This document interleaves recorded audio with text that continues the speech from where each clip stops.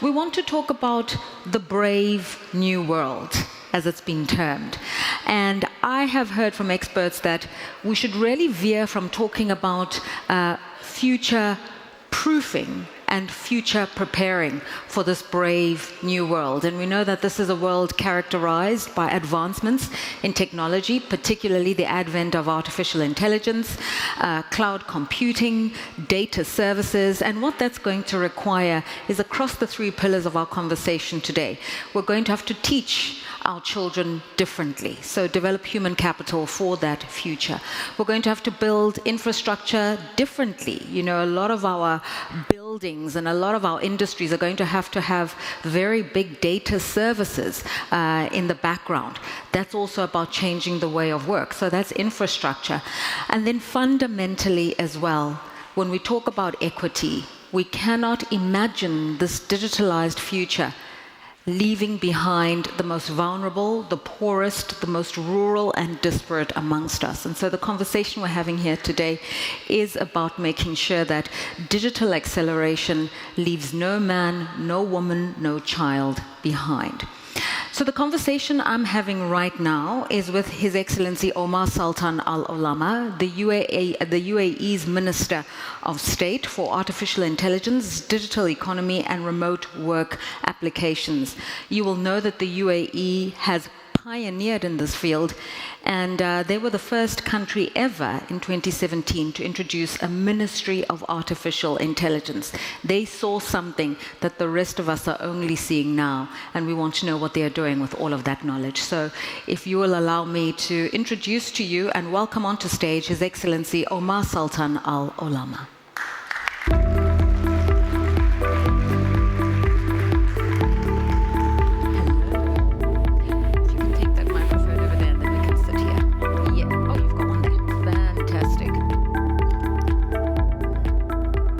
Minister, thank you so much for your time. Thank you so much. I think we're at a disadvantage with the ambience of the place. But, I know, it's dazzling. It's dazzling and it's beautiful though. Okay, so let's just start off with the vision around digitalization, digital futures, as you've envisaged it and as you're implementing policy within the UAE. Why is it important, as we're talking about enhancing institutional capacity, strengthening institutions, reforming institutions, thinking outside the box? Why is that important to harness the benefits of artificial intelligence as well? So I think in a nutshell and quickly, the challenge that most companies, governments and institutions face is that today AI seems to be the silver bullet. It's going to solve every problem. It's going to be the one thing that we're going to invest in, and that's it. We won't need people. We won't need anything else. And the reality of the matter is it's not the case. Yeah. Today, a lot of the decisions are driven by ignorance. Ignorance of what the technology can do and cannot do. Ignorance on what are the risks and opportunities. And ignorance more broadly on where AI can really push the envelope and where AI today still needs time to develop. The importance of building internal capacity and capabilities is that today the investments of using these technologies are going to impact current and future generations.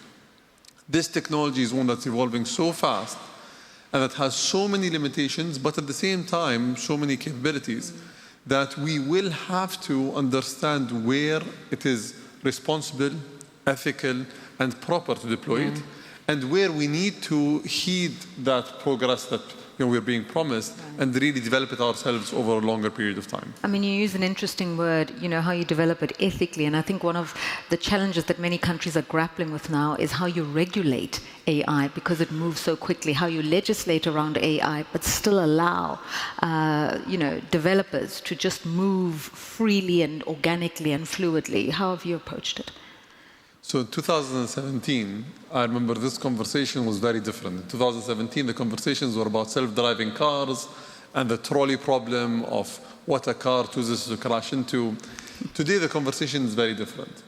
Regulation, when you say regulating AI, I think this is a non-starter. Just this statement on its own does not make sense.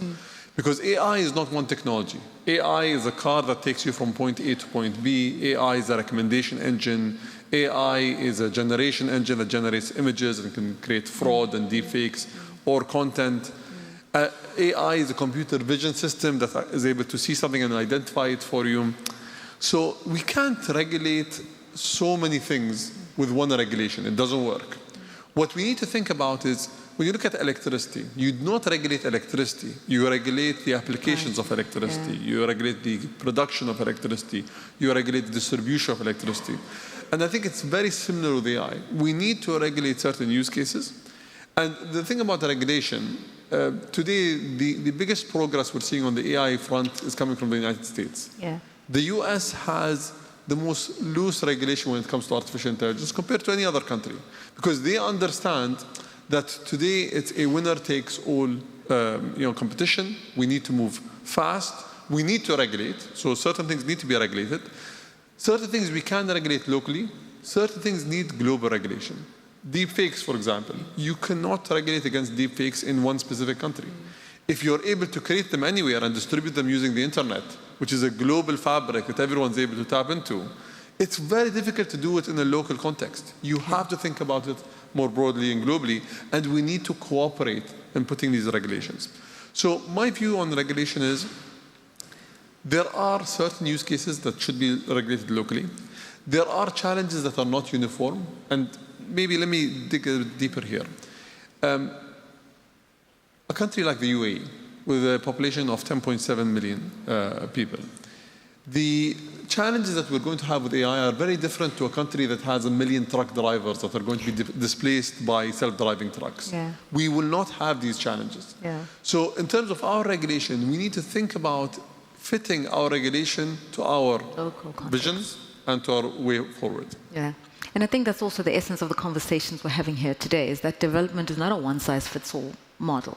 It's an alignment of values, which I think is what you're saying.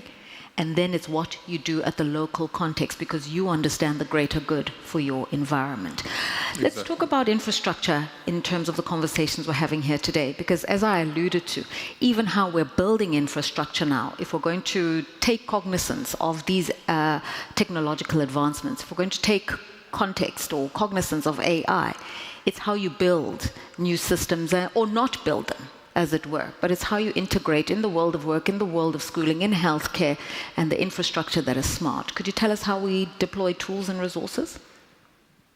So I'll give you a few examples from the UAE context. Think about the biggest sector that we've invested in the last 50 years. We've invested in infrastructure development. So today, the infrastructure of a city like Dubai cost around $1 trillion dirhams.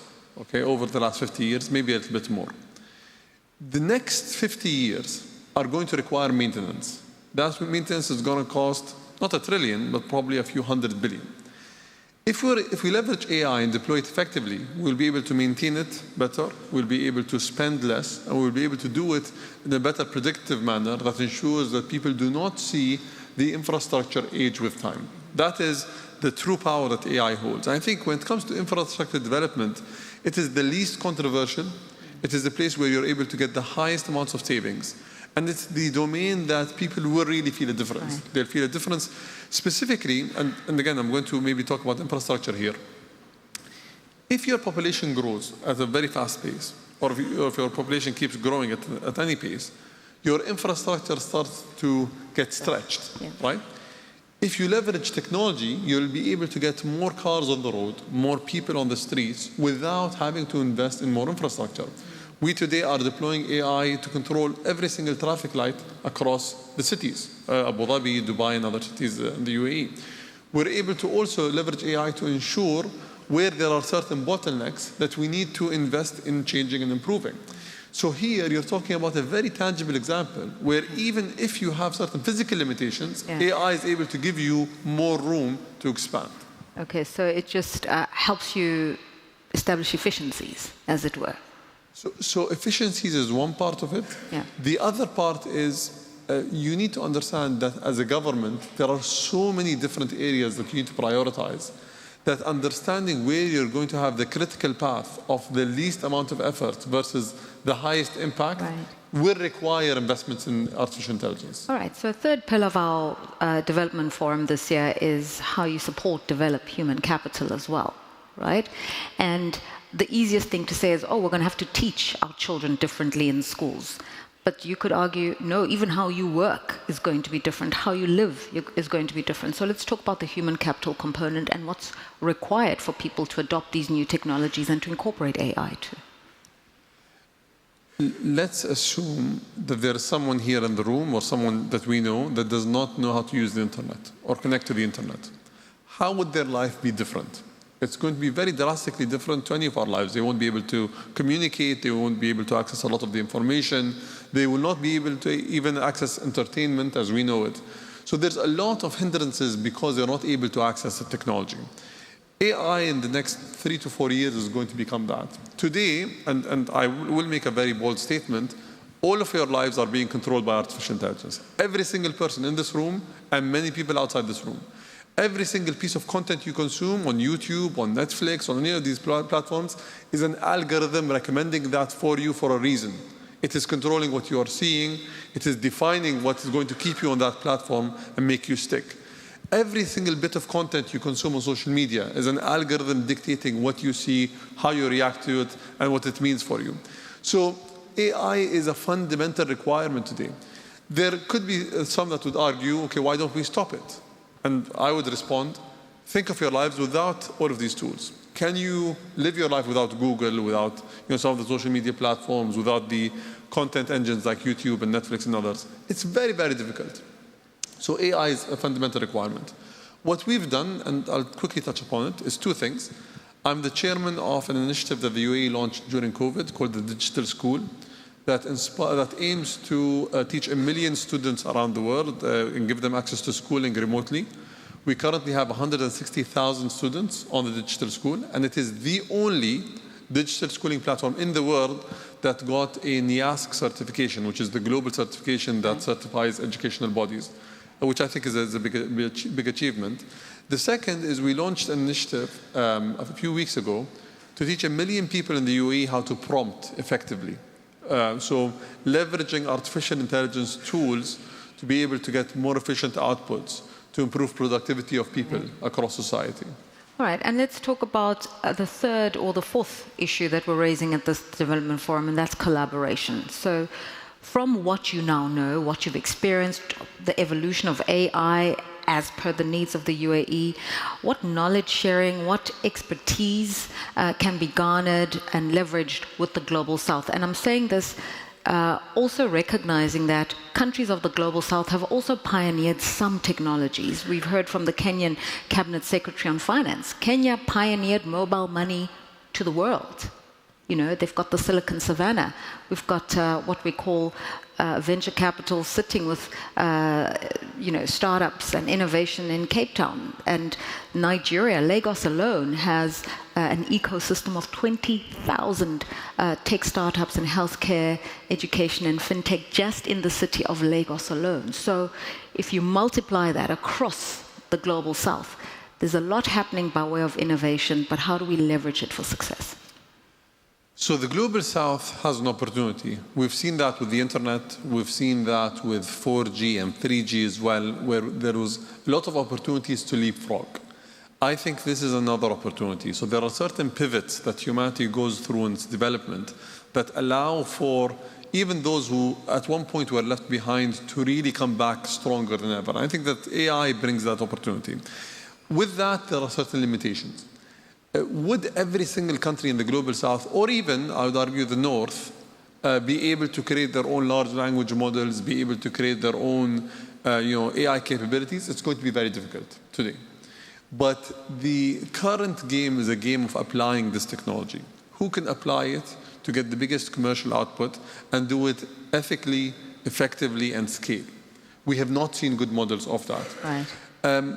Just on the point that you mentioned on 20,000 startups, we will see a trend because of AI, and this trend is starting. We will see companies that reach a valuation of $100 million or $1 billion with 1, 2, or maximum 3 employees. And that will proliferate the number of companies, the number of solutions, and the number of applications that people have access to because of the technology's capabilities. There is just a final statement I wanted to make, which is, if you look at how India has developed in the fields of technology and the fact that 1/3 of the CEOs in the Bay Area and Silicon Valley come from India itself. It tells you that the knowledge is in the South. It really, really is. But we need the IP, we need the systems, we need the investments to really support the innovation in-house versus enriching American companies. The secret sauce that exists in the West and that exists in the North more broadly is access to high-quality education. Yeah. And this has been the secret for many, many years. Today, we've reached a point where we have a technology that can give you very high-quality education at your fingertips and allows you to be able to teach at scale without having to build schools and without having to hire more teachers. I think that will proliferate the quality of talent that exists in the Global South, the number of companies that come out, and at the same time create a lot of opportunities for humanity as a whole. I'm not just talking about a certain region or a certain country. I want to thank you for your time. It's been fascinating, brief but truly fascinating. The Minister of State in the UAE for AI, His Excellency Omar Sultan Al Olama. Thank you for having me. Thank you.